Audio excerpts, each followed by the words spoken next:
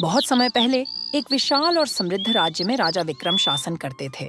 राजा विक्रम न केवल वीर और न्यायप्रिय थे, बल्कि अपनी प्रजा के प्रति दयालु और संवेदनशील भी थे। उनके शासन में राज्य हमेशा सुख समृद्धि से भरा रहता। लोग उन्हें सम्मान और प्रेम से देखते थे। उनका राज्य इतना समृद्ध था कि दूर दूर तक उनके शाही दरबार की चर्चा होती थी। राजा विक्रम की एक ही संतान थी, उनकी बेटी राजकुमारी कनिष्का। कनिष्का जितनी सुंदर थी, उतनी ही घमंडी।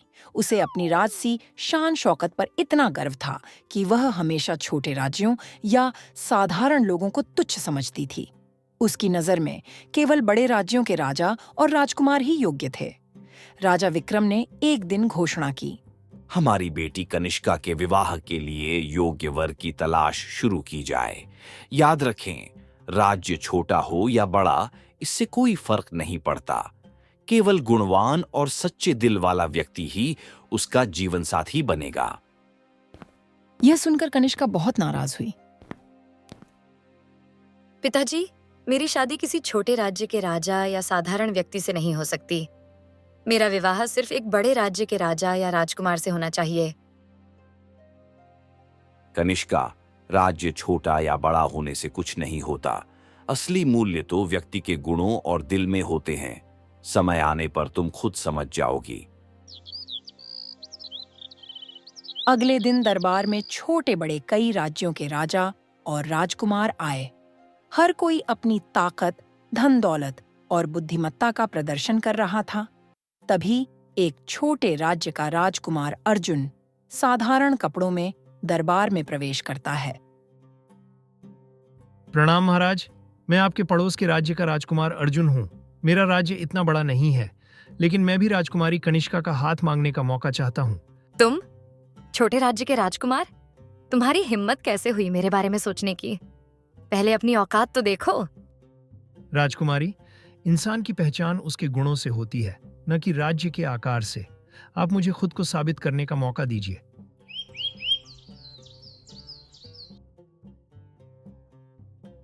सुनो सभी आए हुए राजकुमारों, आप सभी को 3 परीक्षाओं में खुद को साबित करना होगा। अगर आप लोगों में से जिसने पहले मेरी 3 परीक्षा सफल की, उसे मेरी बेटी का वर घोषित किया जाएगा। पहली परीक्षा, बुद्धिमत्ता। राजा ने सभी राजकुमार से एक कठिन पहेली पूछी। यदि तुम इस पहेली का उत्तर दे सको तो तुम पहली परीक्षा पास कर लोगे।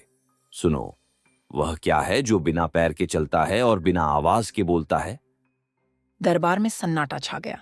कनिष्का व्यंग्य करते हुए बोली, राजकुमार अर्जुन तो पहली परीक्षा का उत्तर ही नहीं दे पाएंगे। यह तो पहली ही परीक्षा में हार जाएंगे। अर्जुन थोड़ी देर सोचता है और फिर आत्मविश्वास से उत्तर देता है, महाराज, इसका उत्तर है हवा। सही उत्तर। अर्जुन, तुमने पहली परीक्षा पास कर ली। दूसरी परीक्षा, साहस। दूसरी परीक्षा में सभी राजकुमार और राजाओं को खतरनाक जंगल में जाकर शेर पकड़ कर लाना है। शेर हमें सही सलामत चाहिए। राजा की दूसरी परीक्षा को सुनकर सभी राज्य के राजा और राजकुमार ने हाथ खड़े कर दिए। ये काम तो बड़े राज्य के राजकुमार भी मुश्किल से कर पाते हैं। ये कैसे कर पाएगा? अर्जुन ने बिना डरे जंगल में प्रवेश किया।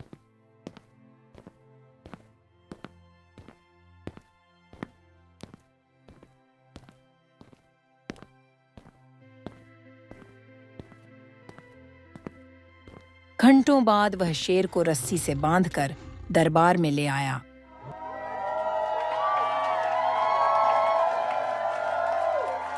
अर्जुन, तुमने अद्भुत साहस दिखाया। मैं तुमसे प्रभावित हूं। दूसरी परीक्षा भी तुमने पास कर ली है। तीसरी परीक्षा, सहनशीलता।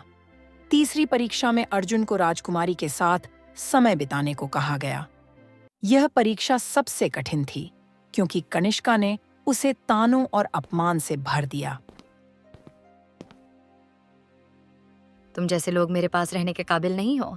मैं तुम्हारे साथ एक पल भी नहीं बिता सकती, और तुम मुझसे शादी करोगे ये मैं कभी होने नहीं दूंगी। राजकुमारी, मैं आपकी हर बात सहन कर सकता हूँ। यह परीक्षा सिर्फ मेरे धैर्य की है और मैं इसे पास करूंगा। और आपको मेरे से शादी करनी है नहीं करनी है, यह आपका फैसला होगा।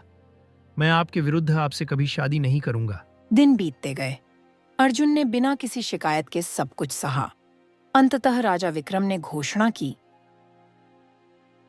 अर्जुन ने तीनों परीक्षाएं पास कर ली हैं। अब मैं उसे कनिष्का का योग्य वर मानता हूं। नहीं महाराज, मैंने राजकुमारी कनिष्का से वादा किया है। मैं उनके विरुद्ध जाकर उनसे कभी शादी नहीं करूंगा।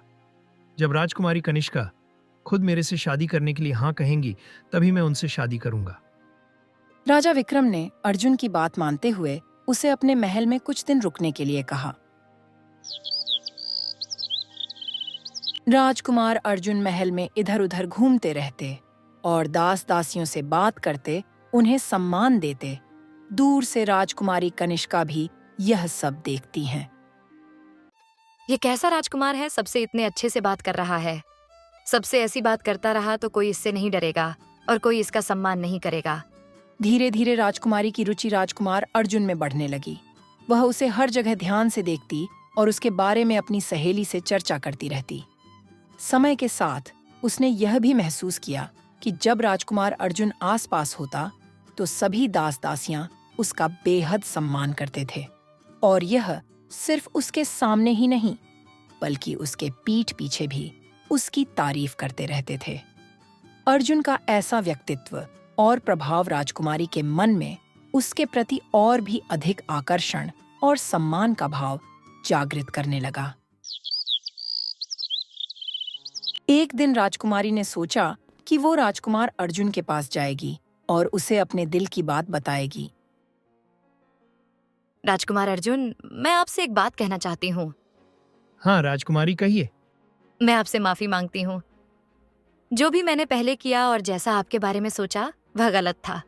मैं आपको समझ नहीं पाई, लेकिन अब मेरा हृदय बदल गया है। आपने मुझे अपनी अच्छाई और व्यवहार से यह सिखाया है कि इंसान की महानता उसके राज्य या संपत्ति से नहीं बल्कि उसके गुणों और सोच से होती है। मैं आपसे शादी करना चाहती हूँ। क्या आप मुझसे विवाह करेंगे? राजकुमारी, मुझे बहुत खुशी है कि आपने ऐसा कहा, लेकिन अब समय आ गया है कि मैं आपको अपनी सच्चाई बताऊं। राजकुमारी, मैं वास्तव में एक छोटे राज्य का राजकुमार नहीं हूं। मैं एक बड़े राज्य का राजकुमार हूं।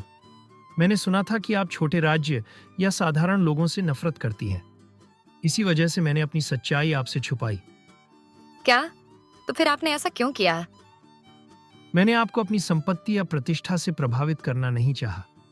मैं चाहता था कि आप मुझे मेरे गुणों और व्यवहार से जानें। राजा विक्रम को मेरी सच्चाई पता है, लेकिन मैंने उन्हें इसे गुप्त रखने को कहा था। आप सचमुच एक महान व्यक्ति हैं, राजकुमार। आपने मुझे सिखाया कि सच्चा प्रेम और आदर कैसे पाया जाता है। अब मैं और भी ज्यादा यकीन के साथ कह सकती हूँ कि मैं आपसे विवाह करना चाहती हूँ। अगर आपके हृदय में सचमुच ऐसा भाव है तो यह मेरे लिए सबसे बड़ी खुशी है। हाँ राजकुमारी, मैं आपसे विवाह करना स्वीकार करता हूँ।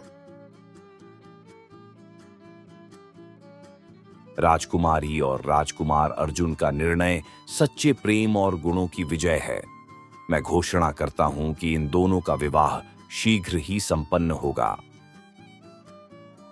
दरबार में सभी खुशी से तालियां बजाते हैं और राजा विक्रम विवाह की भव्य तैयारियों का आदेश देते हैं।